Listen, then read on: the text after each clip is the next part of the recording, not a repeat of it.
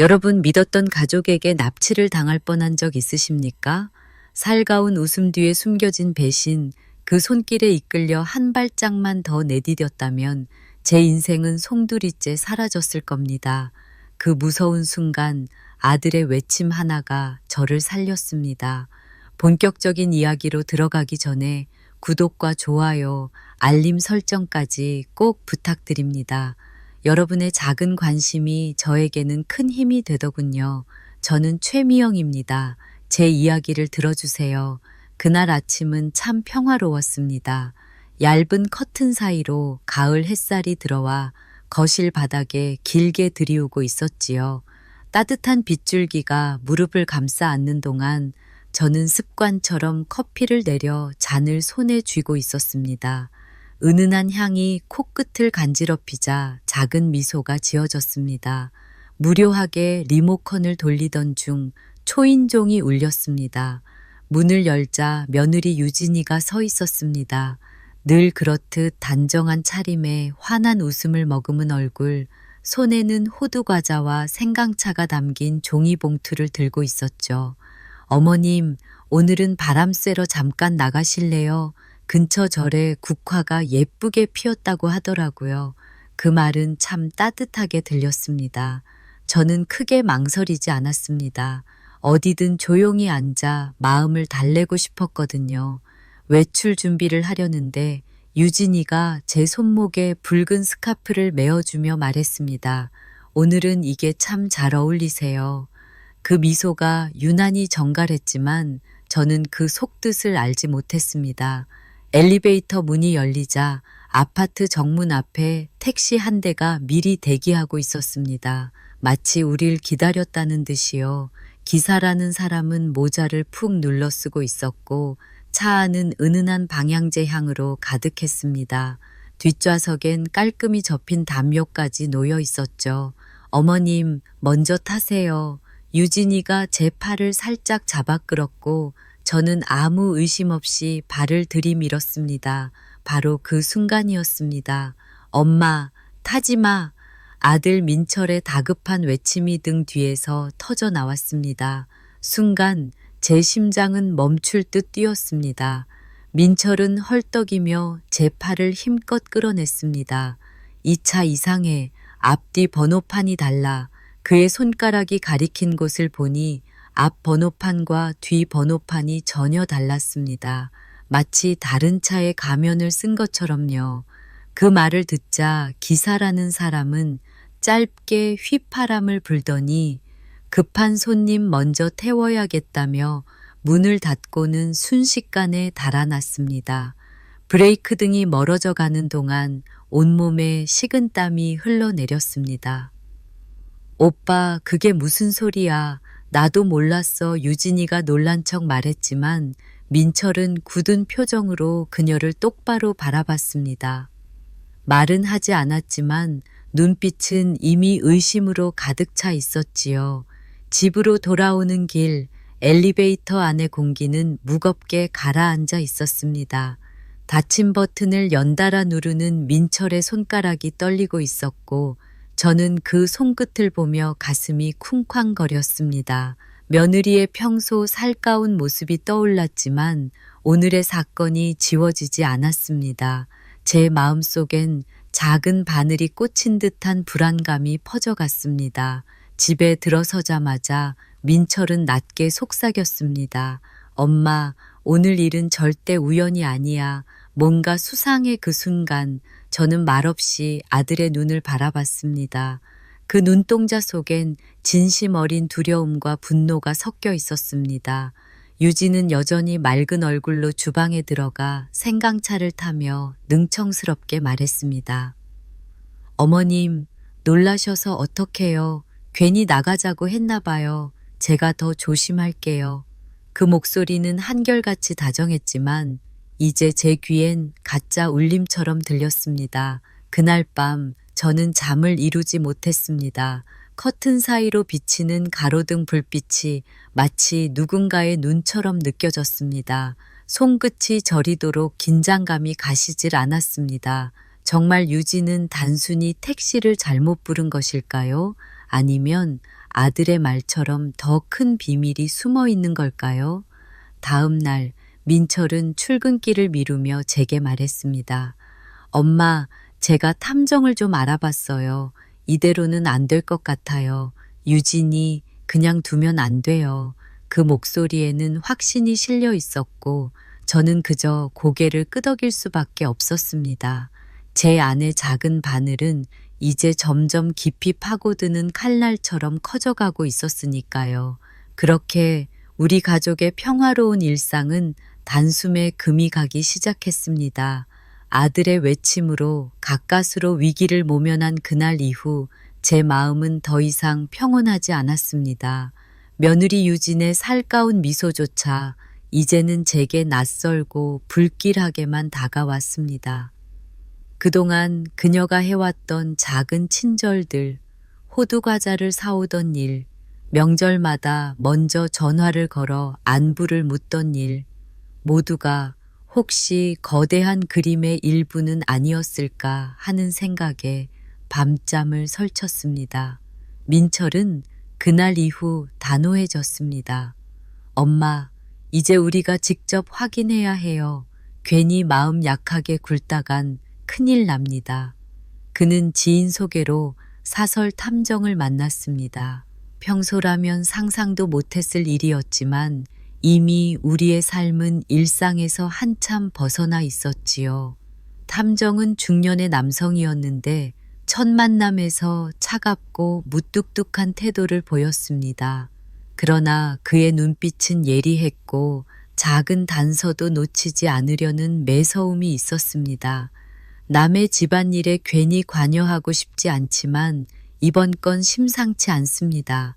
아드님 말씀대로라면 며느님 쪽에 뭔가 숨겨진 게 있을 가능성이 크지요. 탐정의 말은 차갑게 들렸지만 제 가슴은 오히려 더 뜨겁게 달아올랐습니다. 두려움 때문이었죠. 며칠 뒤 탐정은 묵직한 서류 봉투를 들고 다시 찾아왔습니다. 그는 봉투를 제 앞에 탁 놓으며 단호하게 말했습니다. 생각보다 심각합니다. 봉투 안에는 유진의 금융기록, 주변 인물 관계, 최근 행적이 담겨 있었습니다. 사진 속 그녀는 우리가 알던 따뜻한 며느리가 아니었습니다. 은행 창구에서 얼굴을 굳힌 채 서류를 제출하는 모습, 어두운 골목에서 낯선 남자와 밀담을 나누는 장면까지 찍혀 있었죠. 지금 며느님은 막대한 빚에 시달리고 있습니다. 카드론과 사채까지 합치면 도저히 감당할 수 없는 액수입니다. 그런데 이상한 건 탐정은 말을 잠시 멈추고 제 눈을 똑바로 보았습니다. 그 빚을 갚을 유일한 출구로 시어머님 재산이 노려지고 있다는 점입니다. 제 손이 덜덜 떨렸습니다. 믿었던 가족, 내 아들을 진심으로 사랑해 주길 바랐던 며느리의 속셈이 이토록 잔인했다니 눈앞이 아득해지고 숨이 막혔습니다. 민철은 주먹을 불끈 쥐었습니다. 내가 괜히 눈치를 챈 게 아니었군요. 엄마, 이건 분명히 계획된 겁니다. 탐정의 보고는 거기서 끝나지 않았습니다. 더 충격적인 건 며느님 혼자가 아니라는 겁니다. 가까운 친척 남자와 결탁해 움직이고 있더군요. 그 남자는 며느님 어릴 적부터 알고 지낸 사촌쯤 되는 사람인데 최근 사채업자와도 접촉한 기록이 있습니다. 탐정은 사진 한 장을 꺼냈습니다. 낯선 남자와 유진이 은밀히 만나 웃고 있는 장면이었습니다. 두 사람의 표정은 결코 단순한 친척 관계처럼 보이지 않았습니다. 거기다 또 다른 이름이 등장했습니다. 은행 직원 한 명이 매수되었습니다. 위조된 진단서와 위임장을 발급하는 데 협조하고 있더군요. 며느님은 시어머님을 치매 환자로 꾸며 요양원에 강제로 가두고 법적 권리를 모두 빼앗아 가려는 계획을 세우고 있었습니다. 순간 제 귀에서는 이명이 울렸습니다. 치매 환자라는 단어가 칼처럼 가슴을 후벼 팠습니다. 아직도 똑똑히 기억하고 판단할 수 있는 제 정신을 그렇게 더럽게 짓밟으려 했다니. 민철은 숨을 거칠게 몰아쉬었습니다. 이럴 줄 알았어. 단순한 실수가 아니었어. 엄마를 절로 데려가려던 것도 결국 치매 위장 시나리오 중 일부였던 거야. 저는 입술을 깨물며 겨우 말을 이었습니다. 이 사실을 경찰에 바로 알리면 되지 않겠니? 하지만 탐정은 고개를 저었습니다. 아직은 증거가 부족합니다. 법정에서 통할 만큼의 결정적인 증거를 확보해야 합니다. 그렇지 않으면 며느님 쪽에서 모른 척 발뺌하면 끝이지요. 그날 밤 민철과 저는 깊은 대화를 나눴습니다. 엄마, 우리도 연기를 해야 해요. 유진이가 안심하게 계획이 먹혀들고 있다고 믿게 만들어야 합니다. 그러다 결정적인 순간에 덫을 놓는 겁니다. 아들의 목소리는 단호했습니다. 그 말은 무섭게 들렸지만 이미 선택의 여지는 없었습니다. 우리가 먼저 무너지면 그들의 음모에 영영 잡아먹히고 말 테니까요. 며칠 뒤 저는 일부러 몸이 불편한 척 연기를 시작했습니다. TV 리모컨을 제대로 찾지 못하는 척, 휴대폰 비밀번호를 틀리는 척, 때로는 멍하니 창밖만 바라보는 척 했습니다. 처음에는 어색했지만 곧 익숙해졌습니다. 무엇보다 유진이의 눈빛을 보면 알 수 있었습니다. 그녀는 조금씩 방심하기 시작했거든요. 어머님, 요즘 깜빡깜빡 하시네요. 제가 곁에 있어야 마음이 놓이겠어요. 유진의 그 말은 애정 어린 듯 들렸지만 그 속에 감춰진 탐욕은 이제 저도 분명히 읽을 수 있었습니다. 그러나 동시에 저를 덮쳐오는 두려움은 점점 커졌습니다. 정말 이 아이가 나를 치매 환자로 몰아쓰려는 걸까? 내가 잘못 본 건 아닐까? 그렇게 스스로 의심하며 잠 못 이루던 어느 날 민철이 특수 금고 하나를 들고 왔습니다. 엄마, 이제부터 모든 걸 기록합시다. 녹음 장치도 설치했어요. 유진이가 무슨 말을 하든 무슨 행동을 하든 다 증거로 남겨야 해요. 그 순간 저는 결심했습니다. 더는 피해자가 아니라 직접 이 싸움의 증인이 되어야겠다고요. 그날부터 제 삶은 연기의 연속이었습니다. 평생 정직하게만 살아온 제가 거짓을 입에 담아야 하는 처지가 될 줄은 꿈에도 몰랐습니다. 그러나 그 거짓은 제 목숨과 제 재산 그리고 우리 가족의 앞날을 지키기 위한 최후의 무기였지요. 저는 일부러 약속을 잇는 척했습니다. 냉장고에 넣어둔 반찬을 또다시 사오기도 했고 전화를 걸다 말고 내가 누구한테 전화를 하려던 거지? 하고 멍하니 중얼거리기도 했습니다. 처음엔 목이 타고 심장이 떨려와 금방이라도 들킬 것 같았지만 시간이 지나면서 차츰 능숙해졌습니다. 그런 제 모습을 본 유진의 눈빛은 점점 달라졌습니다. 전에는 살갑게 다가와 웃어 보이던 아이가 이제는 슬쩍슬쩍 저를 관찰하듯 바라보곤 했습니다. 마치 사냥감이 스스로 약해지기를 기다리는 맹수의 눈빛 같았죠. 어머님, 요즘 정말 걱정이에요. 자꾸 깜빡하시니까 혹시 병원 한번 가보셔야 하는 거 아니에요? 유진은 다정한 척 제 손을 잡았지만 그 온기 속에서 이상한 차가움이 느껴졌습니다. 저는 떨리는 손을 애써 다잡으며 연극을 이어갔습니다. 그래, 내가 또 깜빡했구나. 요즘 왜 이렇게 정신이 없는지 모르겠다. 그 말에 유진의 입술 끝이 미묘하게 올라가는 걸 저는 놓치지 않았습니다. 며칠 뒤 민철은 서랍 속에 조심스럽게 설치된 작은 녹음기를 보여주었습니다. 엄마, 걱정하지 마세요. 유진이가 무슨 얘기를 하든 다 이 안에 남습니다. 그의 눈빛은 단단했지만 그 안에 서린 분노와 상처도 저는 읽을 수 있었습니다. 아들마저 이런 고통 속에 몰아넣은 며느리가 원망스러웠지만 동시에 어쩌다 이 아이가 여기까지 왔을까 하는 안타까움도 스쳤습니다. 그러나 연민은 사치였습니다. 지금은 생존이 우선이었으니까요. 그날 저녁 유진은 무심한 듯 말했습니다. 어머님, 사실 제가 아는 지인이 요양원을 하나 운영하는데 거기 시설이 참 좋아요. 치매 환자 전담 병동도 있다는데 미리 알아두면 좋지 않을까 해서요. 그 말에 제 등골은 얼어붙었습니다. 이제는 더 이상 숨길 생각조차 하지 않는 듯 했으니까요. 저는 일부러 아무렇지 않게 웃으며 대답했습니다. 그래? 네가 그렇게 신경 써주니 든든하다. 요즘은 참 내가 왜 이러는지 모르겠다. 그 순간 유진의 눈빛이 번뜩였고 그것은 분명 확신의 눈빛이었습니다. 며칠이 지나자 진짜 일이 벌어졌습니다. 유진이 저를 병원으로 데려갔는데 의사는 낯선 얼굴이었습니다. 평소 다니던 병원이 아니었죠. 그는 제게 몇 가지 질문을 던졌습니다. 지금 연도가 몇 년도인가요? 오늘은 무슨 요일입니까? 아드님의 이름은 무엇입니까? 저는 일부러 더듬거리며 대답했습니다. 틀리기도 하고 중간에 말을 멈추기도 했습니다. 의사의 눈빛이 서로 주고받는 신호처럼 유진에게 흘러가자 제 심장은 미친 듯 뛰었습니다. 진료가 끝난 뒤 유진은 밖에서 전화를 걸며 작게 웃음을 흘렸습니다. 네, 잘 돼가고 있어요. 금방 위임장 처리할 수 있을 거예요. 그 목소리가 고스란히 제 귀에 들어왔습니다.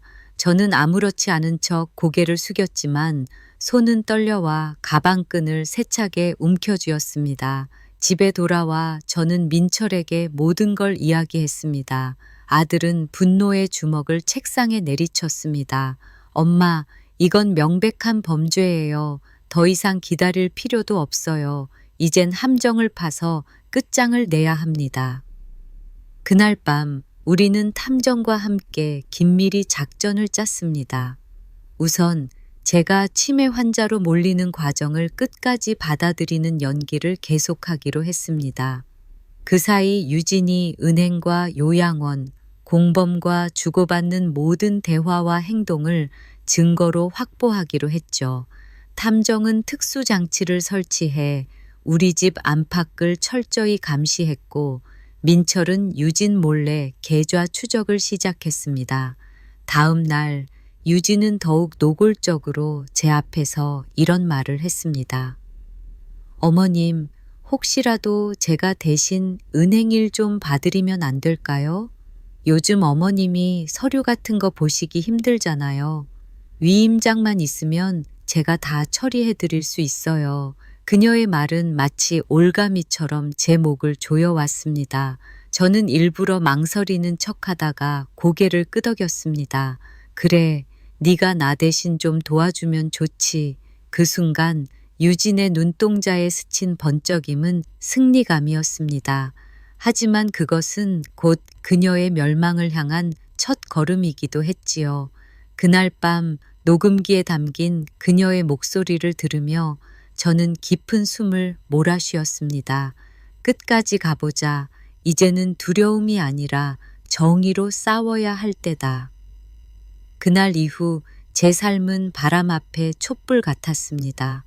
겉으로는 평온해 보였지만 언제 꺼질지 모르는 불안 속에서 하루하루를 버텨야 했으니까요.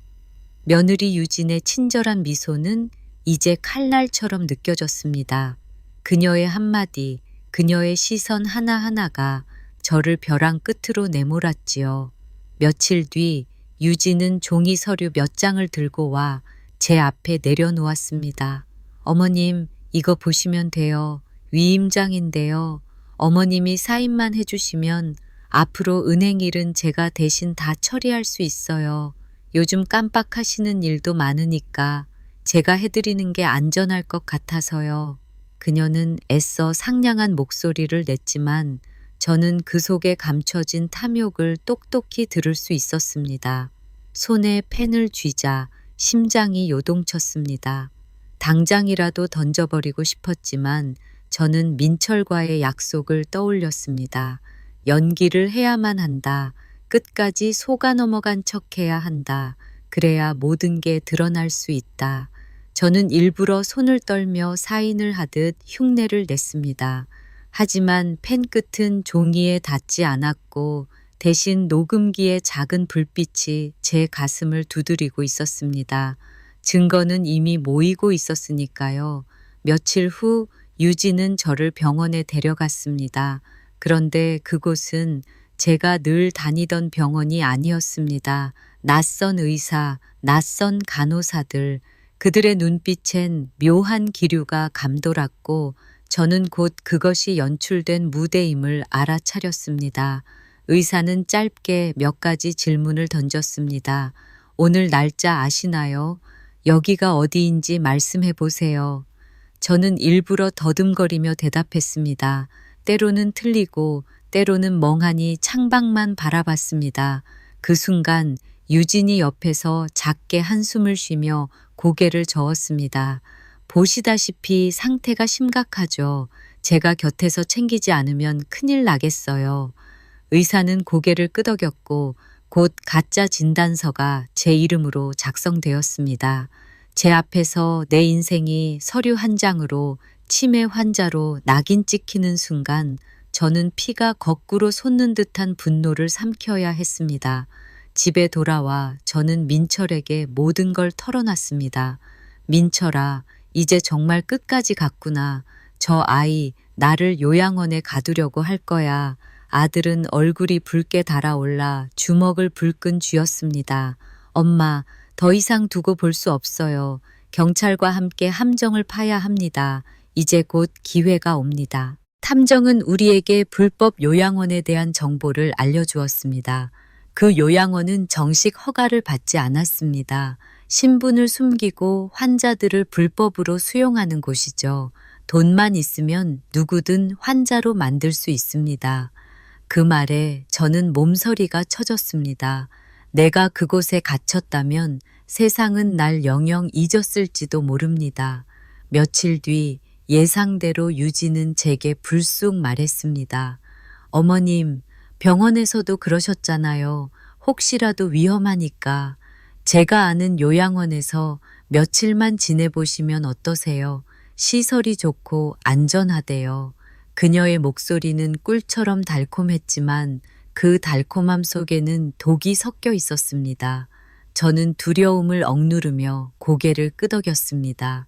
그래, 네가 그렇게 말하니 믿어야지. 그 순간 유진의 얼굴에 스친 미묘한 미소는 잊을 수가 없습니다. 그것은 확신에 찬 자의 표정이었고 마침내 자신의 계획이 완성되어 가는 듯한 안도감이었습니다. 그날 밤 민철은 제 손을 꼭 잡고 말했습니다. 엄마, 이제 모든 게 끝나갑니다. 우리가 조금만 더 버티면 저 사람들의 실체가 법정에 드러날 거예요. 저는 아들의 눈을 바라보며 고개를 끄덕였습니다. 그러나 그 과정은 쉽지 않았습니다.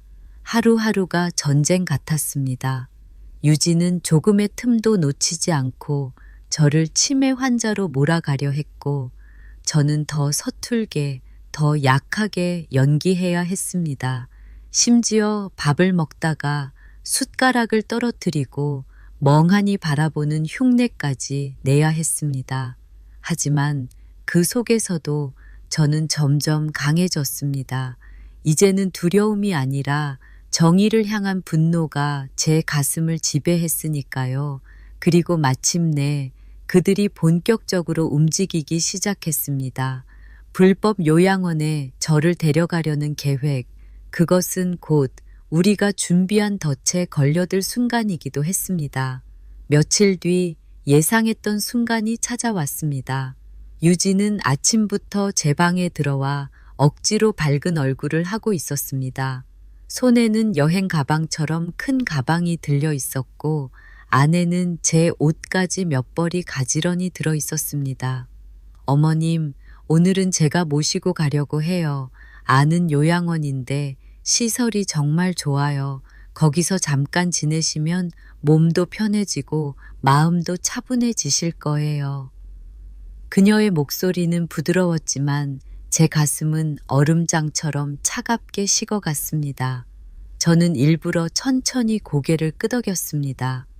그래, 내가 자꾸 깜빡하니 너 말대로 하는 게 맞겠지. 입술 끝은 미소를 지었지만 속으로는 이를 악물었습니다. 제 눈가에 맺힌 작은 떨림을 유지는 눈치채지 못했을 겁니다. 잠시 뒤 검은색 승합차가 아파트 앞에 멈췄습니다. 창문은 짙게 틴팅되어 안이 보이지 않았습니다. 차에서 내린 두 남자가 우리를 향해 다가왔습니다. 낯선 얼굴, 거친 눈빛. 그들은 요양원 직원이라 소개했지만 저는 그들의 손등에 굳은 살과 문신 자국을 보며 곧바로 알았습니다. 이건 결코 정상적인 요양원이 아니구나. 어머님, 조심하세요. 발 디딜 때 잡아드릴게요. 유진은 억지로 다정한 척하며 제 팔을 붙잡았습니다. 그러나 그 소나귀는 차갑고 날카로웠습니다. 마치 사냥꾼이 사냥감을 제물로 끌고 가는 것처럼 말이죠. 저는 비틀거리는 흉내를 내며 차에 오르는 순간 가방 안에 숨겨둔 녹음기에 빨간 불빛이 깜박이는 걸 떠올렸습니다. 이미 그들의 대화와 행동이 고스란히 기록되고 있었으니까요. 차 안은 눅눅한 담배 냄새와 곰팡이 냄새가 뒤섞여 있었습니다. 좌석에는 오래된 담요가 덮여 있었고 창문에는 손때가 묻어 있었습니다. 차가 출발하자 저는 일부러 떨리는 목소리로 중얼거렸습니다. 내가 어디로 가는 거니? 집에 가고 싶은데. 그러자 옆자리에 앉은 남자가 비웃듯 말했습니다. 어르신, 이제부터는 우리가 잘 모실 테니까 걱정 마세요. 편히 계시면 됩니다. 그 목소리에는 노골적인 조롱이 묻어 있었습니다. 그 순간 제 안에서 끓어오르는 분노가 치밀었지만 꼭 삼켰습니다. 이 모든 건 증거로 남아야 했으니까요. 한참을 달리던 차가 외진 골목에 멈췄습니다. 녹슨 철문 뒤로 허름한 건물이 나타났습니다. 작은 간판에는 실버케어 요양원이라 쓰여 있었지만 창문마다 철창이 달려 있었고 담장은 높이 둘러쳐져 있었습니다. 웃음을 가장한 감옥이었죠. 저는 두려움에 몸을 떨며 연기를 이어갔습니다.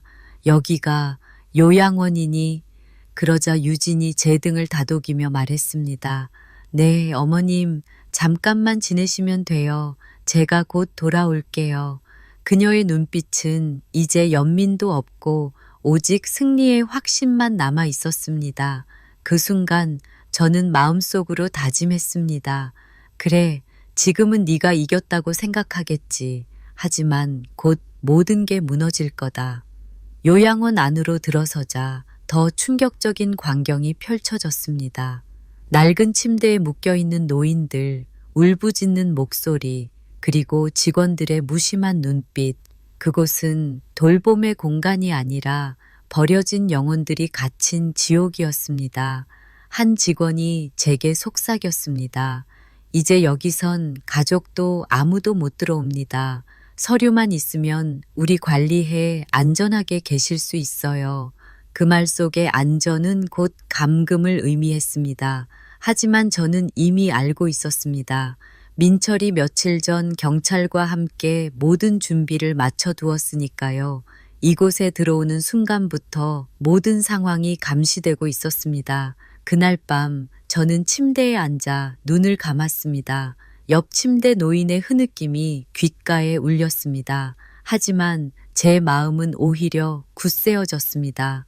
나는 포로가 아니다. 나는 증인이다. 내 목소리와 내 눈이 이들의 죄를 세상에 드러낼 것이다.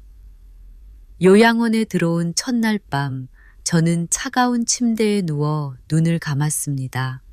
창문은 철창으로 막혀 있었고 곰팡이 냄새가 코를 찔렀습니다.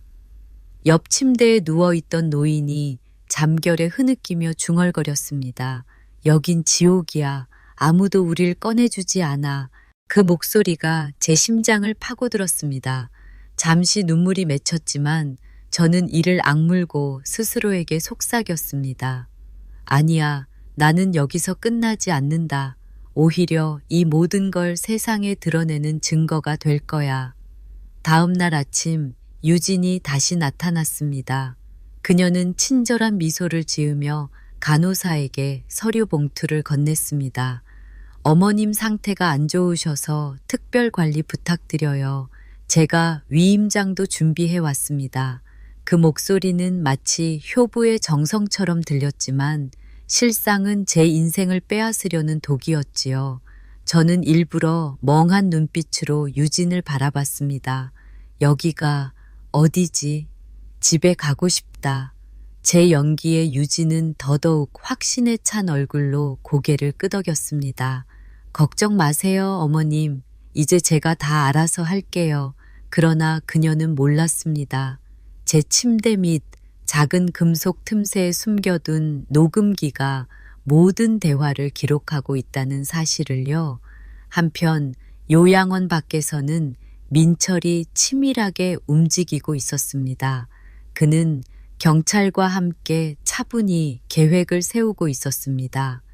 유진과 공범들이 언제 움직일지 모릅니다. 모든 증거를 확보한 뒤 현장에서 덮쳐야 합니다. 형사의 눈빛은 냉철했습니다. 아드님, 조금만 더 참으셔야 합니다. 지금 잡으면 법정에서 발뺌할 가능성이 커요. 그들의 손에 직접 범죄 서류와 녹취가 잡혀야 끝장낼 수 있습니다. 민철은 고개를 끄덕였지만 속은 타들어갔습니다.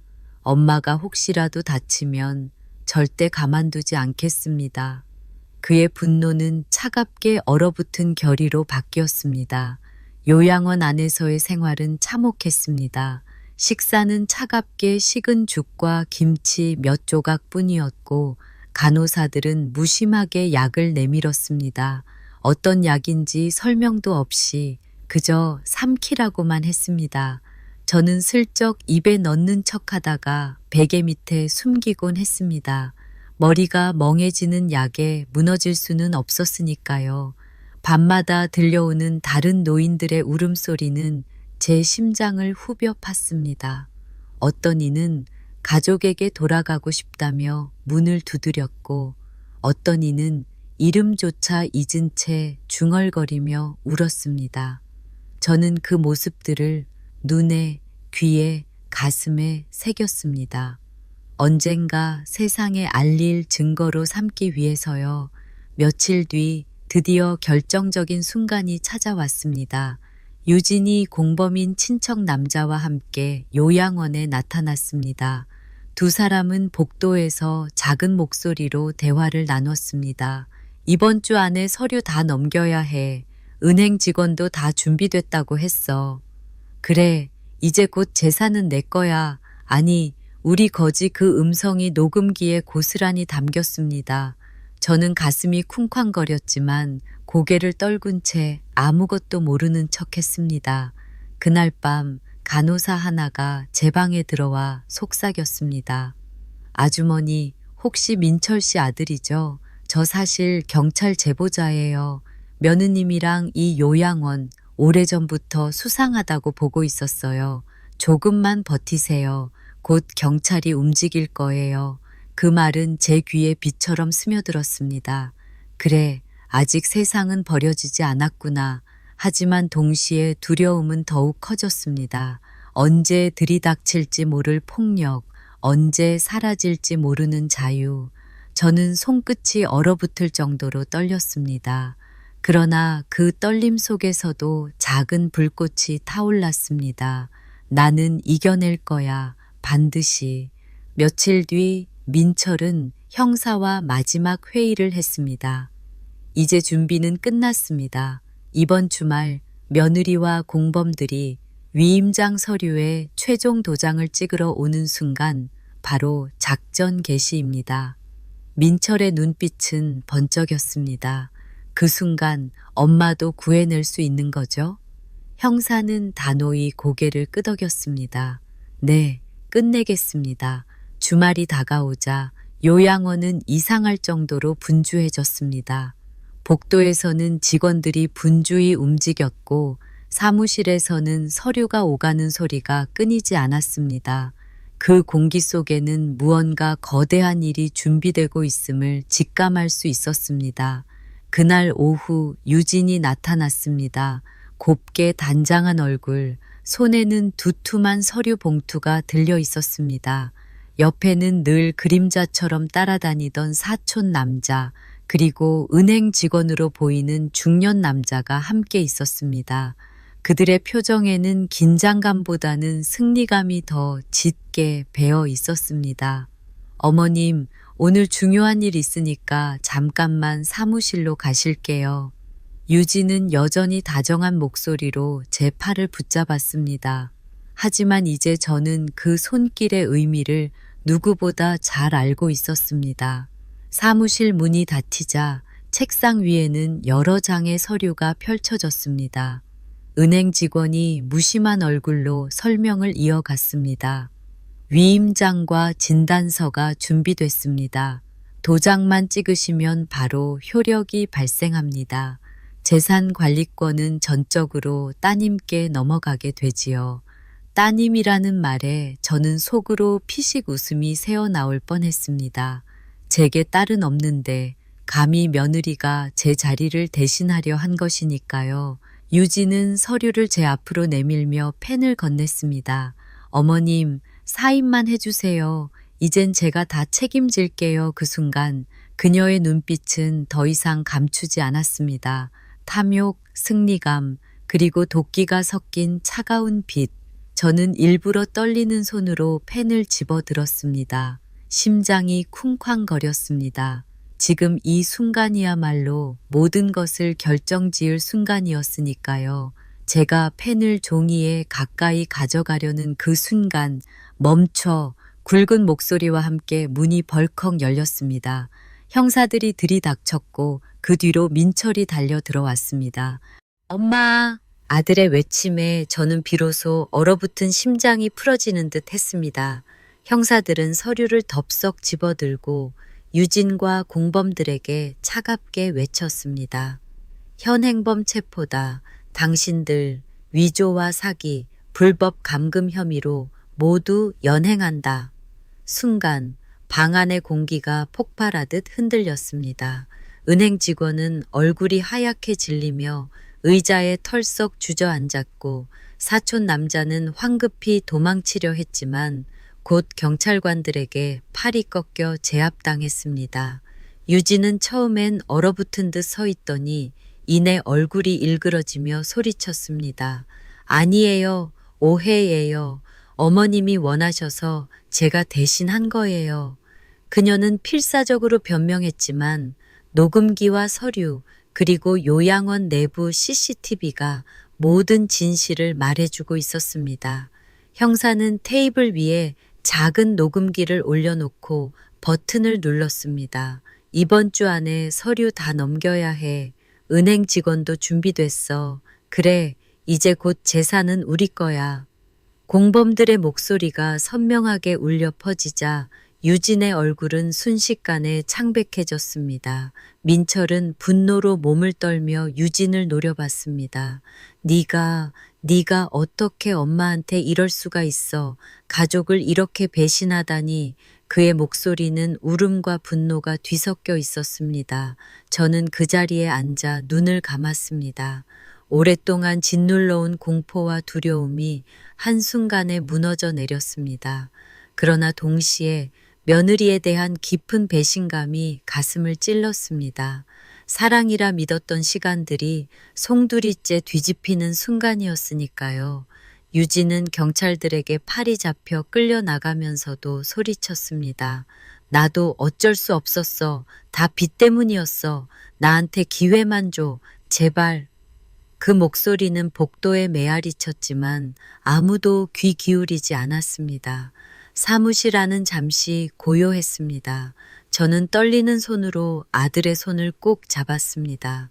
민철아, 내 덕분에 살았다. 네가 아니었으면 난 벌써 사라졌을 거야. 아들은 눈가가 젖은 채 고개를 끄덕였습니다. 엄마, 이제 다 끝났어요. 다시는 이런 일 없을 거예요.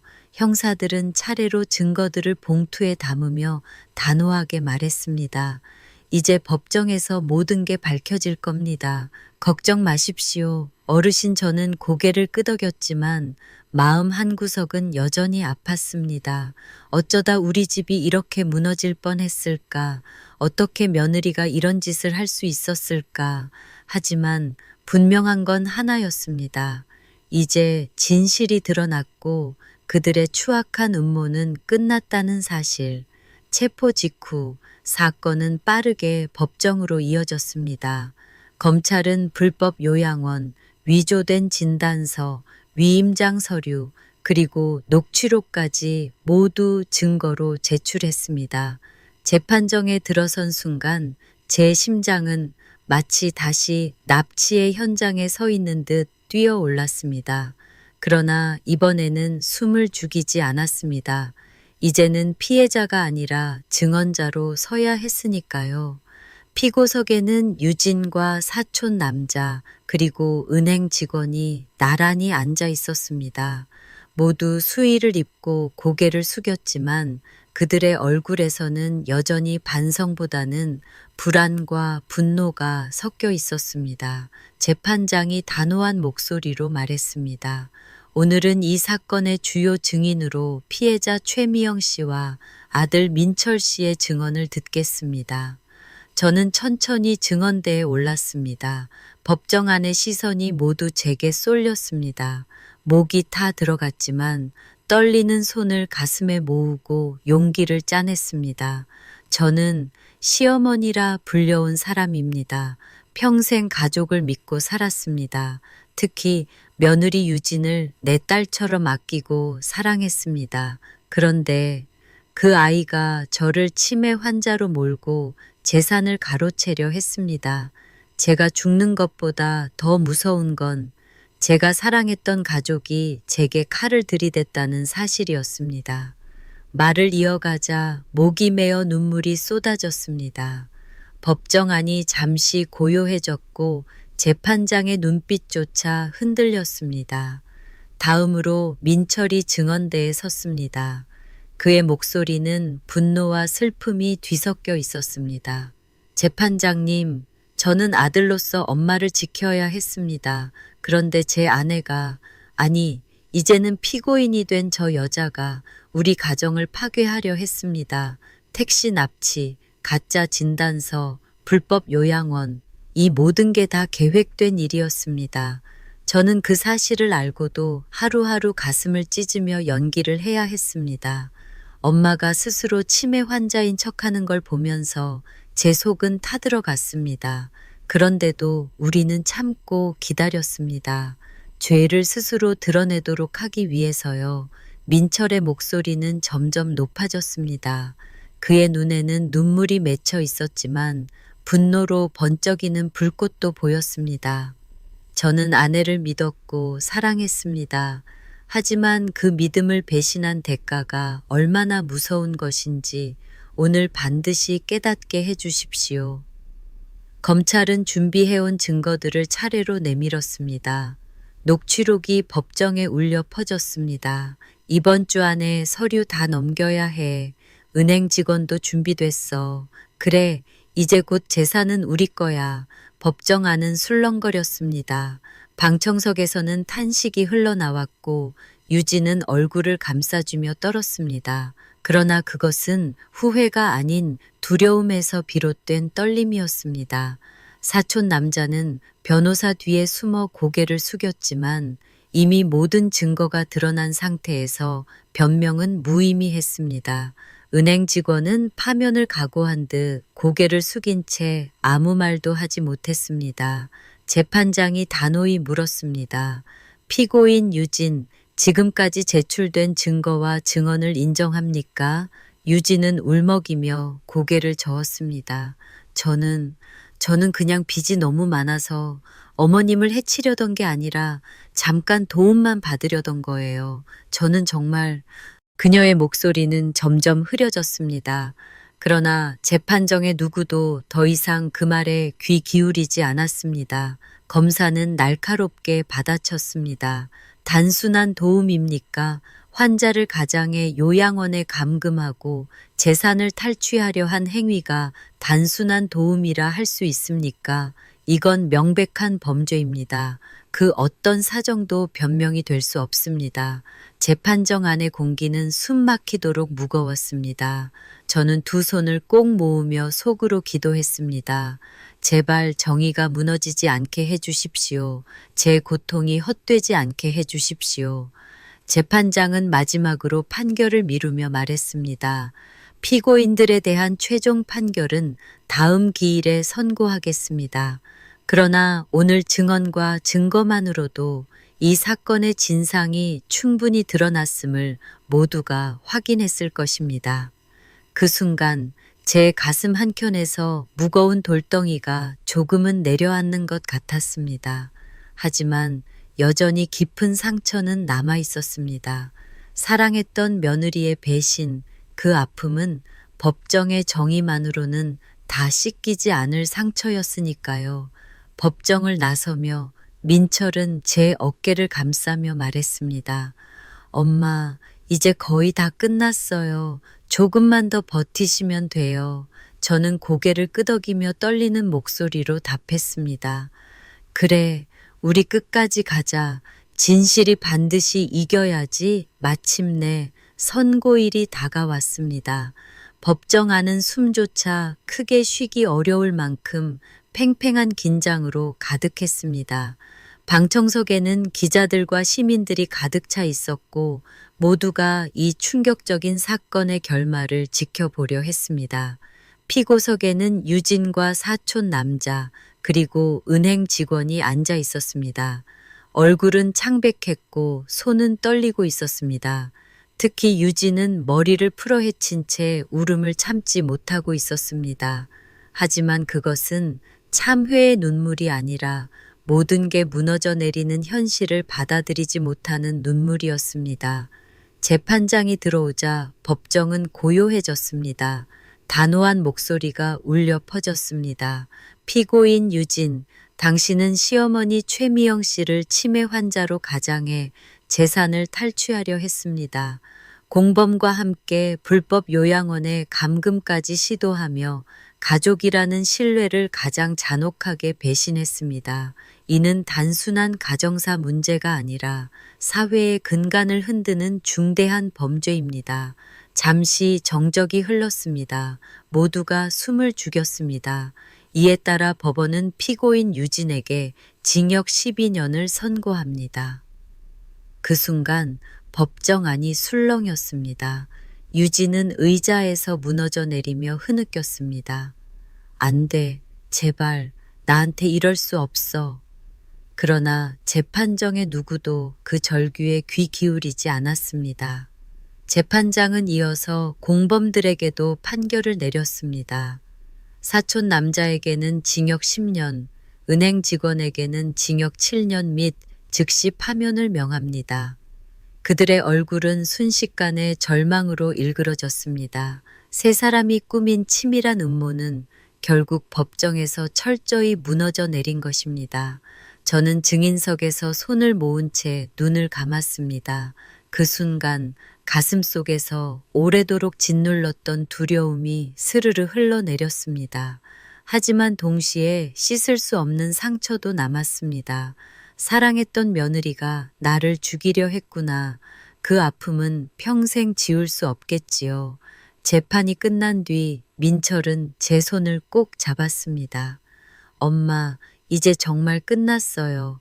다시는 그 누구도 엄마를 위협할 수 없어요.